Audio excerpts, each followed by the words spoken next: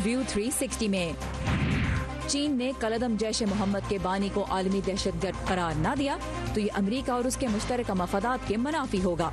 अमरीकी महकमा खारजा का बयान। अमरीका और तालिबान के दरमियान मुज़ाकरात का एक तवील दौर खत्म, पेशरफ्त क्या हुई? और दाइश का हिस्सा बनने वाली एक अमरीकी लड़की को वतन वापस लाने की कानूनी जंग। वॉइस ऑफ अमेरिका के वाशिंगटन स्टूडियो में आप सबको खुशामदीद। व्यू 360 के साथ मैं हूं सारा जमान। पाकिस्तान में मौजूद कलअदम तंजीम जैश मोहम्मद के बानी मसूद अजहर को अक़वाम मुत्तहिदा की आलमी दहशतगर्दों की फहरिस्त पर डालने की करारदाद पे आज सलामती काउंसिल में फैसला मुतवक्को है। ये अपनी नौयत की चौथी कोशिश होगी। ये करारदाद सलामती काउंसिल के 5 मुस्तकिल अरकान में से 3 अमरीका, बरतानिया और फ्रांस ने पुलवामा हमले के बाद पेश की, जिसकी जिम्मेदारी जैश मोहम्मद ने कबूल की थी। अब भारतीय मीडिया के मुताबिक रूस भी इस करारदाद की हिमायत के लिए तैयार है। सबकी नजरें हैं अब चीन पर, जो पहले ही 3 मरतबा ऐसी करारदादों की मंजूरी की राह में रुकावट खड़ी कर चुका है। अमरीकी महकमा खारजा का कहना है कि चीन की जानिब से इस मरतबा भी रुकावट डालने का फैसला अच्छा नहीं होगा। JEM is a United Nations designated terrorist group. Jaish Mohammad अक़वाम मुत्तहिदा की जानिब से करार दी गई दहशतगर्द तंजीम है। मसूद अजहर GEM के सरबरा और इस नामजदगी के लिए अक़वाम मुत्तहिदा की शराइत पर पूरा उतरते हैं। जैश मोहम्मद कई दहशतगर्द हमलों के लिए जिम्मेदार और इलाकाई इस्तेहकाम और अमन के लिए खतरा है। इलाकाई सलामती और अमन का हुसूल अमरीका और चीन का मुश्तरका मुफाद है और मसूद अजहर को दहशतगर्द करार देने में नाकामी से इस मफाद को नुकसान पहुँचेगा। To designate Azhar would run counter to this goal.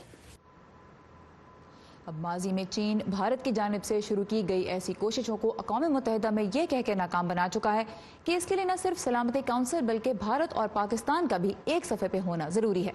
चीनी तर्जुमान ने गुज़िश्ता रोज़ कहा कि इस मामले पर संजीदा और जिम्मेदाराना बहस की ज़रूरत है। पाकिस्तान की सेनेट की कमेटी बराए खारजा उमूर के चेयरमैन सेनेटर मुशाहिद हुसैन सैयद ने वॉइस ऑफ अमेरिका से बात करते हुए इस एतमाद का इजहार किया है कि चीन इस मरतबा भी अक़वाम मुत्तहिदा में मसूद अजहर से मुतल्लिक़ कोई भी कदम पाकिस्तान के साथ बाहमी रजामंदी से उठाएगा।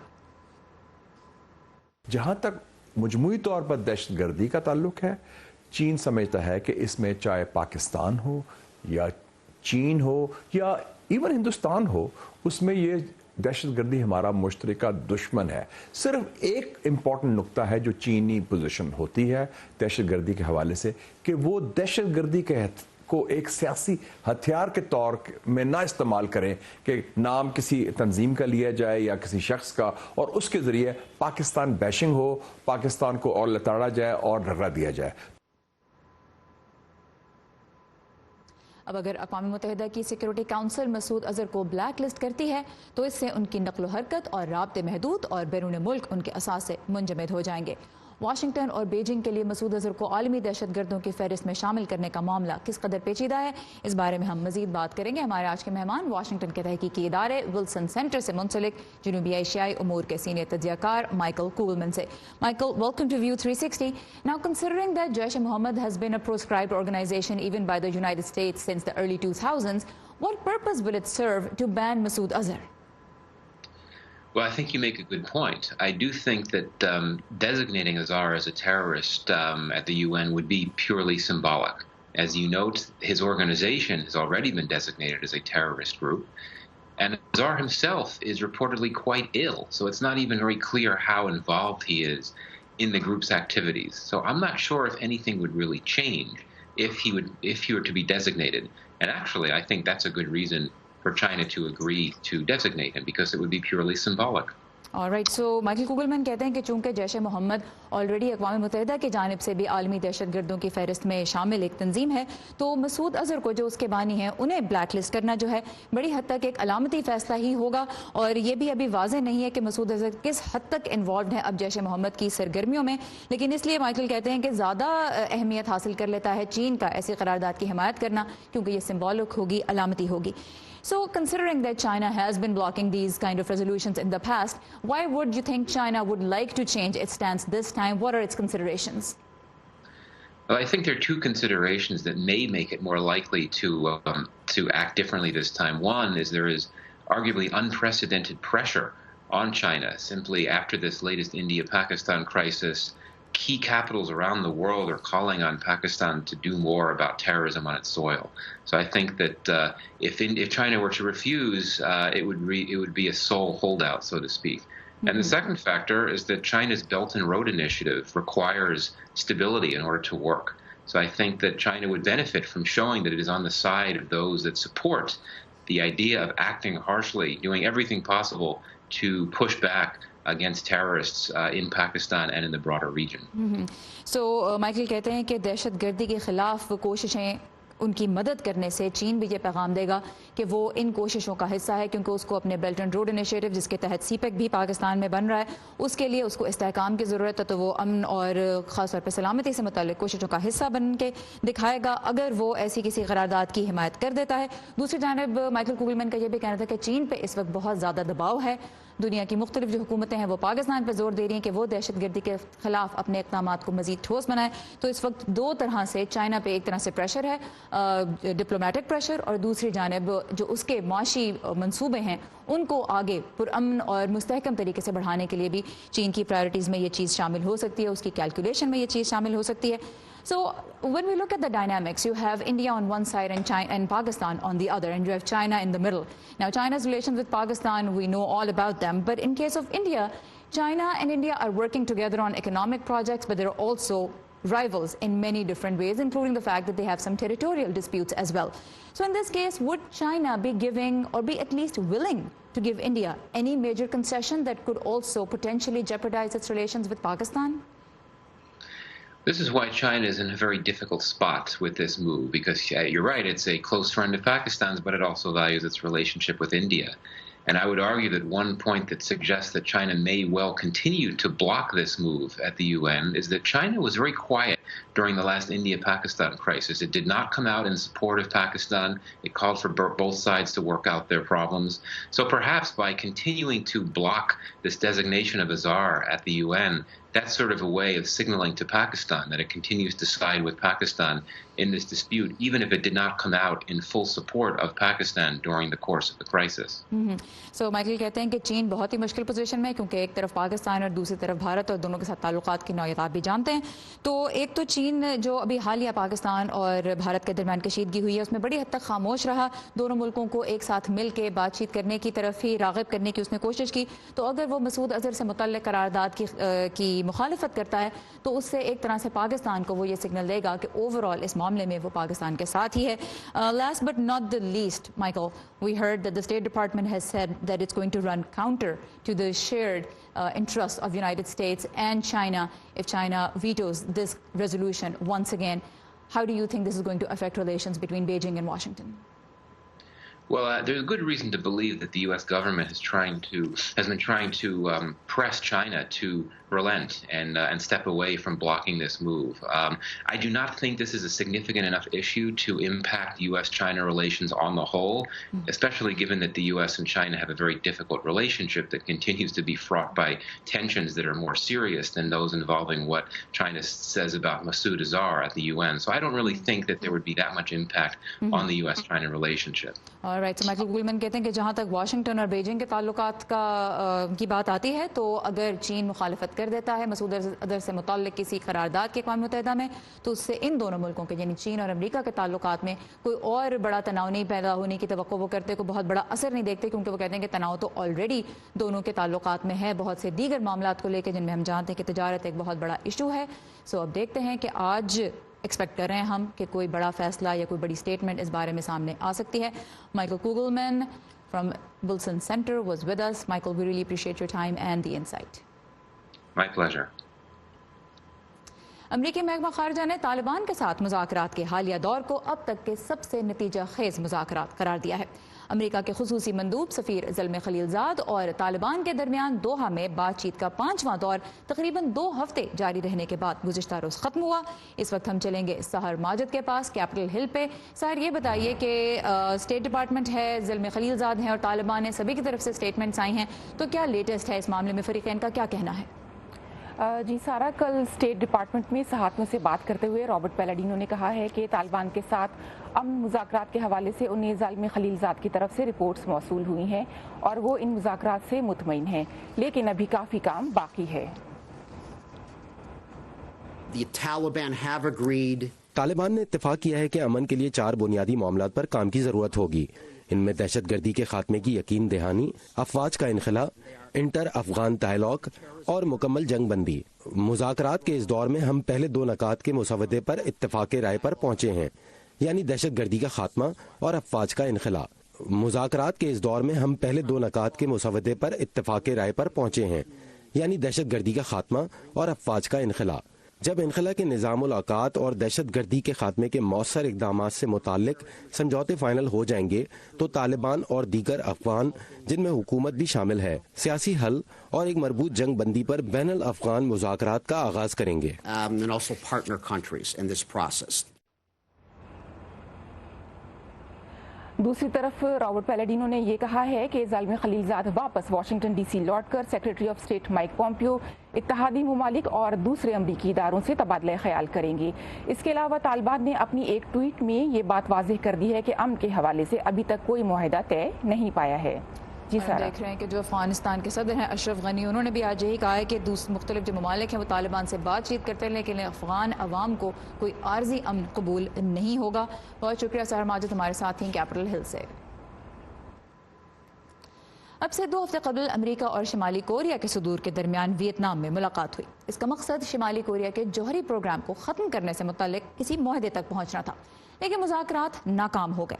सदर ट्रंप पिछले 1 साल से किम जोंग उन की जानिब दोस्ती का हाथ बढ़ाते रहे हैं और जुलाई में सिंगापुर में पहली तारीखी मुलाकात भी की, लेकिन अब लगता है कि ट्रंप इंतजामिया शिमाली कोरिया की जानिब अपना रवैया सख्त कर रही है। मज़ीद जानते हैं इस रिपोर्ट में। अमेरिका के लिए शिमाली कोरिया के जौहरी हथियारों से छुटकारा हासिल करने की हिकमत अमली सब कुछ या कुछ भी नहीं के जुमरे में आती है। अगरचे सदर ट्रंप ने गुज़िश्ता माह किम जोंग उन के साथ सरबराह इजलास से कबल रवैये में लचक का मुजाहरा किया था, लेकिन अब शिमाली कोरिया के लिए आला अमरीकी सिफारतकार निस्बतन सख्त पैगाम दे रहे हैं। हम जौहरी सलाहियत की बतदरीज मरहलावार खात्मे के हक में नहीं। सदर का इस बारे में मौक़िफ़ वाज़े रहा है और इस मौक़िफ़ पर तमाम अमरीकी हुकूमत मुत्तफ़िक है। किम जोंग उन कह चुके हैं कि वो अमेरिका की जानिब से मुतल्लिका इक़दामात के बदले अपने जौहरी प्रोग्राम के हिस्सों को ख़त्म करने के काम के आगाज़ पर तैयार हैं। वो ख़ास तौर से पाबंदियों में नरमी चाहते हैं। शिमाली कोरिया इस मुतालबे की हिमायत में बज़ाहिर मज़ीद मिसाइल तजर्बात की धमकी दे चुका है। कमर्शियल सेटेलाइट तस्वीर से पता चलता है कि शिमाली कोरिया ने एक सेटेलाइट लॉन्चिंग स्टेशन के हिस्से दोबारा तामीर करना शुरू कर दिए हैं और बैलिस्टिक मिसाइल और रॉकेट्स जोड़ने के एक मकाम पर सरगर्मियों में भी इजाफा हुआ है। सरबराह इजलास अच्छे नताइज के साथ खत्म न होने पर ये उनका गुस्सा है, लेकिन इसका मकसद मुस्तकबिल के मुज़ाकरात के लिए दबाव में इजाफा करना भी है। ये इन मुज़ाकरात का रिवायती अंदाज है, बरहमी में इजाफा, मिसाइल दागना। सवाल ये है कि शिमाली कोरिया के किसी मिसाइल तजर्बे का जवाब अमेरिका कैसे देगा। मैं बहुत ज्यादा चेयरमैन किम से मायूस होऊंगा। मेरा नहीं ख्याल कि ऐसा होगा, लेकिन हम देखेंगे कि क्या होता है। और ये हालिया तातुल एक बहुत बड़ा इम्तिहान है कि आया ट्रंप और किम के ताल्लुकात नाकाम होते जौहरी मुज़ाकरात को बहाल करने में मददगार साबित हो सकते हैं या नहीं। बिल गैलो की रिपोर्ट के साथ Nilofar Mughal, voice of America. शाम में दाइश के खिलाफ लड़ाई इख्तिताम को पहुंच रही है, पर उन लोगों का मुस्तकबिल क्या होना चाहिए जो अपने वतन छोड़कर शाम गए और दाइश का हिस्सा बन गए। कुछ मुल्क अपने उन शहरियों को वापस नहीं लेना चाहते। अमरीकी रियासत अलबामा की रहने वाली 24 साला हुदा मुताना ने भी 5 बरस पहले शाम में दाइश का हिस्सा बनने के लिए अमरीका को खैरबाद कहा था। आज वो एक 18 माह के बच्चे की माँ हैं और अमरीका वापस आना चाहती हैं, लेकिन ट्रंप इंतजामिया उन्हें वापस आने की इजाज़त नहीं देना चाहती। उनकी इस कानूनी जंग पे आए देखते हैं सबा शाह खान की ये रिपोर्ट। इस वक्त शाम में शिकस्त से दो चार दाइश के जंगजुओं के खानदान वालों की पनागाह अल-हौल नामी ये कैंप हुदा मुतान्ना का ठिकाना है। हुदा मुतान्ना उस वक्त आलमी तवज्जो का मरकज बनी जब सदर ट्रंप ने अपनी एक ट्वीट में कहा कि माइक पॉम्पेओ उनसे मुत्तफिक हैं कि हुदा मुतान्ना को अमेरिका में दाखिल न होने दिया जाए। अमरीकी हुकूमत हुदा को शहरी नहीं मानती क्योंकि उनके मुताबिक हुदा की पैदाइश के वक्त उसके वालिद यमनी सिफारत खाने से वाबस्ता थे और चूँकि आलमी कवानीन के मुताबिक डिप्लोमेटिक स्टाफ को अपनी तैनाती के मुल्क के कवानीन से इस्तिस्ना हासिल होता है, इसी बुनियाद पर ट्रंप इंतजामिया के मुताबिक वो अमरीका में पैदाइश के बावजूद शहरियत की हकदार नहीं। रियासत फ्लोरिडा के शहर टैंपा में एक एडवोकेसी ग्रुप के साथ वाबस्ता हसन शिबली हुदा मुतन्ना के खानदान की पिछले 5 बरस से कानूनी मावनत कर रहे हैं। ان کا کہنا ہے کہ اکثر مسلمان بھی خدا کی واپسی کے خواہاں نہیں. تو میں انہیں یاد دلاتا ہوں کہ اس سے فرق نہیں پڑتا کہ وہ کون ہے اور اس نے کیا کیا ہے، لیکن اس معاملے کا تعلق ہمارے امریکی ہونے کے ناطے اپنے آئین کی حفاظت کرنے سے ہے. امریکی ریاست نیو جرسی میں یمنی خاندان میں پیدا ہونے والی ہدا متنا نے داعش سے اپنے تعلق کے دوران سوشل میڈیا پر شدت پسندوں کو ہجوم پر گاڑی چڑھانے کے لیے اکسایا. وہ اب بقول خود کے اپنے کیے پر پشیمان ہے، اپنے بچے کو بہتر زندگی دینا چاہتی ہے اور اس کے لیے وہ قانونی عمل سے گزرنے کے لیے تیار ہے. Maybe therapy lessons, maybe a process that will ensure us that we will never do this again. She's willing to pay the price for her actions. وہ اپنے اعمال کی قیمت چکانا چاہتی ہے. بالآخر وہ اپنے بچے کو وہ تحفظ فراہم کرنا چاہتی ہے جو اسے اپنے بچپن میں ملا. Constitutional law center for Muslims in امریکہ کے ڈائریکٹر چارلز سوئفٹ کے مطابق خدا کے امریکی شہری ہونے کا ثبوت اس کا امریکی پاسپورٹ، پیدائش کا سرٹیفکیٹ اور وہ دستاویز ہیں جن کے مطابق اس کے والد اس کی پیدائش سے قبل ہی سفارت خانے کی نوکری چھوڑ چکے تھے. اس کے بیانات اور جو اس نے کیا اس کے خاندان اور سبھی کے لیے غصے کا باعث ہے، لیکن سوال یہ ہے کہ کیا اسے شہریت کے حق سے محروم کیا جا سکتا ہے؟ اس کا جواب ہے نہیں. اسے امریکی شہری کے طور پر قانون کا سامنا کرنا ہوگا. اور یہی وجہ ہے کہ چارلز سوئفٹ نے امریکی وزیر خارجہ پومپیو اور صدر ٹرمپ کے خلاف ہدا متنا کے والد کی جانب سے مقدمہ دائر کیا ہے. شہریت کے دعوے کے جواب میں مائک پومپیو کے وکیل کا کہنا ہے کہ ہدا متنا کبھی امریکہ کی شہری نہیں تھی، لہٰذا ان کا بچہ امریکی شہریت کا حقدار نہیں. یہاں ٹیمپا فلوریڈا میں موجود ہدا متنا کے خاندانی وکیل کہتے ہیں کہ بات صرف ہدا کے آئینی حق کی نہیں، کیونکہ اگر آج ہدا کو اس کی شہریت سے محروم کیا جاتا ہے تو مستقبل میں ایسا کسی کے ساتھ بھی ممکن ہوگا. صبا شاہ خان، وائس آف امریکہ، ٹیمپا فلوریڈا. امریکہ کی جارج واشنگٹن یونیورسٹی کی ایک رپورٹ کے مطابق پچھلے کچھ سالوں میں تقریباً 300 امریکیوں نے شام اور عراق میں داعش اور دیگر انتہا پسند تنظیموں میں شمولیت اختیار کی. اس کے مقابلے میں کنگز کالج لندن کی تحقیق کے مطابق مغربی یورپ سے تعلق رکھنے والے تقریباً 6000 افراد شام اور عراق جا کر داعش کا حصہ بنے. ان میں سے 1/3 تو اپنے وطنوں کو واپس آ چکے ہیں پہلے ہی، لیکن حال ہی میں صدر ٹرمپ نے ٹویٹر پہ کہا کہ یورپی ملک اپنے تقریباً 800 شہریوں کو واپس لیں ورنہ شام میں اتحادی فورسز انہیں رہا کرنے پر مجبور ہوں گی، اور صدر نہیں چاہتے کہ انتہا پسند پھر سے یورپ کا حصہ بن جائیں. اب تک برطانیہ نے اپنی بنگلہ دیشی خاندان سے تعلق رکھنے والی ایک 19 سالہ شہری شمیمہ بیگم کی شہریت چھیننے کا فیصلہ کیا ہے، جبکہ جرمنی بھی دوہری شہریت کے حامل داعش کے اراکین کی جرمن شہریت ختم کرنے کا اعلان کر چکا ہے. تازہ ترین خبریں، اہم واقعات، آڈیو ویڈیو رپورٹس اور تجزیے دیکھنے، سننے اور پڑھنے کے لیے ڈاؤن لوڈ کیجیے VOA اردو کی نئی ایپ. خبریں اب ہر وقت آپ کی مٹھی میں. امریکی عہدیداروں کے مطابق ملک میں اعلیٰ تعلیمی اداروں میں داخلے سے متعلق اب تک کا سب سے بڑا اسکینڈل سامنے آیا ہے، جس میں امیر شخصیات نے اپنے بچوں کو بہترین یونیورسٹیوں میں داخلہ دلانے کے لیے لاکھوں ڈالر رشوت دی. وفاقی پروسیکیوٹرز نے دھوکہ دہی سے امیر امریکیوں کے بچوں کو بہترین کالجوں میں داخلہ دلانے کی اسکیم چلانے کے الزام میں 50 افراد پر فرد جرم عائد کی ہے. ان میں مقبول ہالی ووڈ اداکارہ فیلسٹی ہفمن اور لوری لافلن بھی شامل ہیں، جن پر اپنے بچوں کی خاطر دھوکہ اور رشوت دینے کا الزام ہے. ساتھ ہی ایسے کئی کوچز اور داخلے کے امتحانوں کی نگرانی کرنے والوں کے نام بھی سامنے آئے ہیں جنہوں نے رشوت لی. اسکیم کے مرکزی ملزم ولیم رک سنگر نے فراڈ سمیت کئی جرائم کا اقرار کر لیا ہے. ورلڈ وائڈ ویب انٹرنیٹ کا وہ حصہ جسے ہم اور آپ سب سے زیادہ استعمال کرتے ہیں، جو ان گنت دستاویزات کو ایک دوسرے سے کنیکٹ کرتا ہے، 30 سال کا ہو گیا ہے. Happy birthday web. اس ہفتے کے ٹیک سیگمنٹ میں ہم آپ کے لیے لے کے آئے ہیں چین کا سب سے ہائی ٹیک ہوٹل، جہاں آپ کا چہرہ ہی وہ چابی ہے جو ہر دروازہ کھول دیتی ہے.